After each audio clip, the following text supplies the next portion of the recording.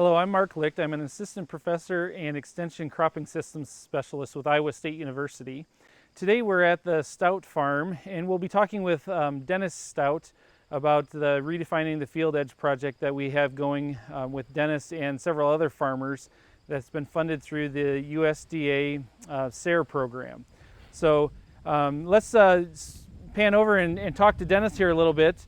Dennis, do you want to tell us a little bit about your farming operation? Yeah, thanks Mark, and welcome here to the farm. Our farm's a century farm here in Floyd County, Iowa. My wife and I began the farm here in 1981, but we would be the third generation here in Floyd County. We've been primarily corn and soybeans, ridge till. We've been ridge tilling for about 30 of those years now. We're past pork producers. We're retired from that right now, but we're still active on the corn and soybean side. So Dennis, let's jump into the project a little bit. So the idea behind the project was we were doing some subfield analysis to identify lower areas or wetter areas of the field that were less productivity and had lower profitability. So what interested you in this project when we first started it? When I first heard from you folks, Mark, I said, I have a 1 acre that is a natural for this because when we go to the site, we'll see that this field borders a drainage ditch. We have a drainage district that emerges to the surface and then the water passes through this ditch. And over the recent years, we've had these increased rainfall events, and that water sometimes even 2 or 3 times a year will overflow the drainage ditch and enter into this portion of the field. 2 of the years, 16 and 18, those were the last 2 years I had soybeans, there was nothing in that 1 acre other than black soybeans, which they told us not to harvest. And then, so most every year there's some reduction. So I said that little rectangle is a candidate for this. You know, before we run out to the field, I can't help but notice the landscaping around here is really beautiful. Do you want to take a second and talk about that a little bit? Well, thanks, Mark. Yes, credit for that goes strictly to my wife, Patty, who is an Iowa master gardener. And it shows because this is one of her favorite times of year, is tending to the flowers, and she loves to grow flowers, landscaping, and the vegetable garden. So, hey, let's take a look. Sounds good. Okay, right now we're out at the field site. This is about a 1 acre site that is running east and west here along that drainage ditch. Dennis, can you talk to us a little bit about how you are farming around this area? Yeah, Mark, it turned out that when we came to 1 acre, we just have an 80-foot width, which is my 32-row headland, by 500 and whatever many feet it is to make an acre. So it was not that inconvenient. I have headlands on both sides of this, but this is just a substitute for that headland. And so it's just a rectangle, and it's really not much of an inconvenience at all to farm around. Back there, you'll see we have a pretty uniform stand of oats and some foxtail. We're looking for some little perennials to be coming up, but we're a little short on those right now. Back there ways, the plot was already underwater twice this year after it was seeded for about 2 or 3 days each. But the oats and foxtail came through nicely, and that's about where we stand right now, Mark. And so, yeah, one of the things we know with these seedings is that the CP mixes and the native mixes generally do take a little bit of time to get established, and so that's why you seeded it with the oats, I presume, and that's why we see a lot of the foxtail that's coming through too. And then as far as your mid-season management here, how many times did you mow it again? I mowed it twice. When the oats were heading out, I would cut it at approximately an 8-inch height, and then I did it the second time. Probably 10 days ago was the second cutting. And so, yeah, a concern that makes me wonder is when we initially seeded this thing, are those little perennial seeds, did we get those too deep? I see from our other planting that 1/4-inch seeding looks really good. So maybe we need to work on that a little bit. Yeah, and a good benefit from that mowing is it does keep the water hemp and the other weed species down a little bit, but yet still stabilizes the soil, so hopefully those native species can come through. Yeah, we're glad to be patient and keep clipping this if we need to allow some more time for those perennials. So as we look at this, and this is an area that I would say is environmentally a sensitive area, is that one of the reasons why you were interested in this project in addition to the loss of profit? Yeah, I've got to be honest with you. The one thing that really attracted me was the bottom line on a project like this. We were just talking on the way out here. 40-acre field, let's just use a number, 200 bushel corn, 8,000 bushel. Most of the years I would only get half a crop, sometimes no crop off of this, but yet I put all those inputs on it. So why not make that a 39-acre field, same 8,000 bushels, now we're at 205 without spending a nickel more. We're spending less, I should say, because we deleted those inputs on that. So I think it's a real, if you have a project area like that, I think there's some real benefits that can be gained. It makes it easy justification for a seeding mix like this that is around $100 to $150 an acre in seed costs then. Right. That's about the only input that's needed, plus a little bit of labor to get this established. What long-term benefits do you see in a project like this and having these areas? Well, the climate is changing, and again, I've been here for 30-some years, and never remember in the early years that we took on water in this area, but we sure are now.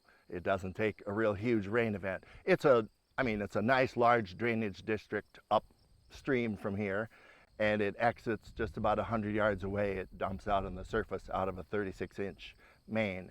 So that water just has to go somewhere, and I feel that this acre in the future might be just a little more in the path than it used to be. So we might as well keep the soil tight and keep some cover on there. And well, like I say, the water's been on here twice this year and with no adverse effects. Is in the neighborhood and in that drainage district, have you seen an increase in the amount of tile intensity that's being used, or has it remained relatively the same as well? This is, I'd say, a fairly old drainage district, but it's pretty extensive. I can't name the acres, but the main goes 1, 2, maybe up to 3 miles north of here. So I can imagine that there's a good block of acres that gets drained through that.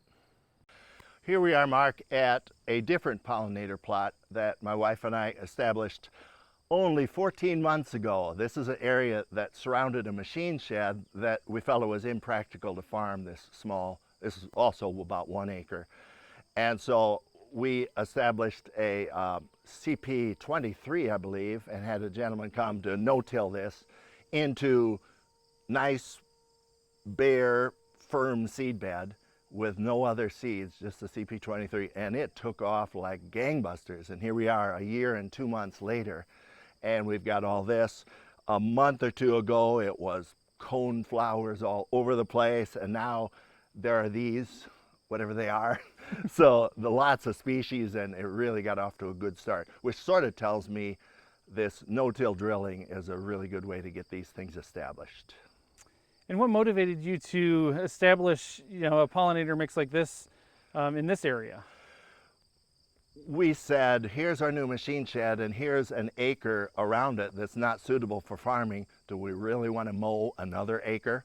And so there was that, and the overall feeling that we need to do things to help this environment, and we figured, well, this could be beneficial in a number of ways. So what have you noticed differently after you've established this as far as birds and other wildlife as well as the pollinators? I don't see too many birds, but when we're around here, see butterflies all over the place and rabbits all over the place. They must love it down in there. So and bees. Bees are plentiful out here as well, Mark. So with all the extra pollinators, have you noticed better pollination with your vegetable gardens? I can't say that we could measure it, but after the fact of planning this, I got to feel that this can only be beneficial in the plants that my wife has, apple trees and gardens. It's got to help those as well. So Dennis, you've been farming for a number of years, right? And you've always been involved in conservation. Can you describe some of the conservation practices that you have been using? Sure, Mark. We're learning about cover crops like everyone. It's kind of a slow process, but I'm getting to be a big believer in their long-term effects. We have to, as farmers, we have to understand what's my immediate payback. Not immediate. We have to be patient with this as well and let things develop and maybe adopt the practice for a number of years. And then we'll see some great improvements, I feel, in soil quality, soil tilth. Behind here, we have a buffer strip with a waterway extending back upstream there. There's a little story behind this one. This is rented land. And I approached the owners and I said, this area could use some conservation work. And I showed them the design that we had talked about. And they said, are you really sure it needs that? Do you really want to do that? And I said, well, I really think in the long term, it'll be beneficial. 2 years later, it was pretty well established and we had a gully washer. And I stood right here and I was able to take a picture of blue. This entire buffer strip was full of water and the waterway, about as far as you can see, was all blue. And I sent that to them and they said, okay, we get it now. So that was nice to see, and they're a believer in that as well. I've done a number of these. I feel like every acre I farm, I would like it either to be a good producing acre or a conservation acre. This marginal land maybe needs to be just given a break. Can you talk a little bit about some of the cover crop projects you've been involved with the Iowa Learning Farms? The Iowa Learning Farms has been a good catalyst for these with their programs. I can't name them all. There's been some numerous commonly cereal rye on corn, and also do some oats on the standing soybeans. I prefer the oats on soybeans going to corn. Yeah, I can't name them all, but I will say that Iowa Learning Farms and other agencies have really been instrumental in encouraging people financially, in giving them a little boost to make them want to do these practices. Are there any additional practices that you're starting to consider or you're thinking about learning more about? Well, I've read about the prairie strips. I don't know a lot about them, but hey, you never know. I'm going to try to learn some more and we'll see what the future holds on that. As we wrap up this virtual field day portion of the filming, in full disclosure, I should mention that Dennis's daughter, Ann, who is actually behind one of the cameras right now, is on the Iowa Learning Farm staff. Dennis, thank you so much for hosting us today. This was a great opportunity to see some of these practices in motion. And thank you, Mark. It was nice to have you come here and see firsthand what we're doing. And I appreciate all the support that you people show as an interest in conservation, and we'll try to do what we can on our end.